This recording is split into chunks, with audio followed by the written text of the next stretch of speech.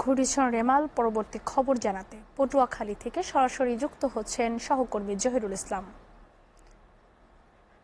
জহিরুল, দুর্গত এলাকা পরিদর্শনে বৃহস্পতিবার পটুয়াখালী যাওয়ার কথা রয়েছে প্রধানমন্ত্রী শেখ হাসিনার।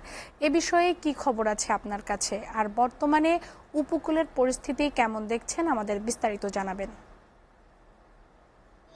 তন্নি, প্রথমেই ভালো খবর দিয়ে শুরু করি। সেটা হচ্ছে যে দুর্গত এলাকায় যখন মাননীয় প্রধানমন্ত্রী সফরের কথা শুনেছেন এই এলাকার মানুষ, তখন কিন্তু যারা কষ্টের মধ্যে মানুষ একটি স্বস্তির নিঃশ্বাস, যে মাননীয় প্রধানমন্ত্রী আসলে অবশ্যই তাদের জন্য কিছু হবে এবং সেটা অবশ্যই টেকসই হবে এই অঞ্চলের মানুষের জন্য, যে ভবিষ্যতে এরকমের দুর্যোগ আসলে যেন বা ঘূর্ণিঝড় আসলে তারা সেই ঘূর্ণিঝড়কে মোকাবেলা করতে পারেন। তন্নি, একটি বিষয় জানিয়ে রাখি যে জেলা প্রশাসনের পক্ষ থেকে কিন্তু আমাদেরকে ঘূর্ণিঝড়ের ক্ষয়ক্ষতির হিসেব জানানো হয়েছে কিছুক্ষণ পূর্বে।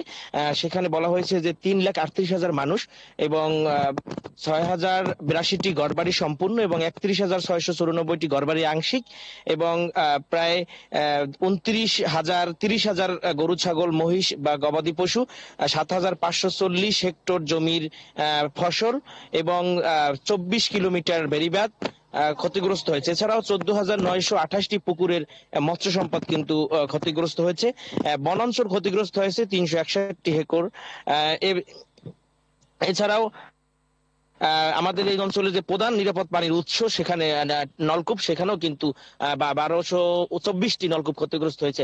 সব মিলিয়ে কিন্তু এখনো পটুয়াখালীর যে মানুষজন রয়েছে, যারা দুর্গত মানুষ, এখনো কিন্তু তারা সেই ঝুঁকির মধ্যে রয়েছে এবং তারা অনেকেই খোলা আকাশের নিচে বসবাস করছেন। প্রশাসনের পক্ষ থেকে তাদের কাছে জরুরি ত্রাণ সরবরাহ তৎপরতা চালানোর চেষ্টা চলছে। তন্নি।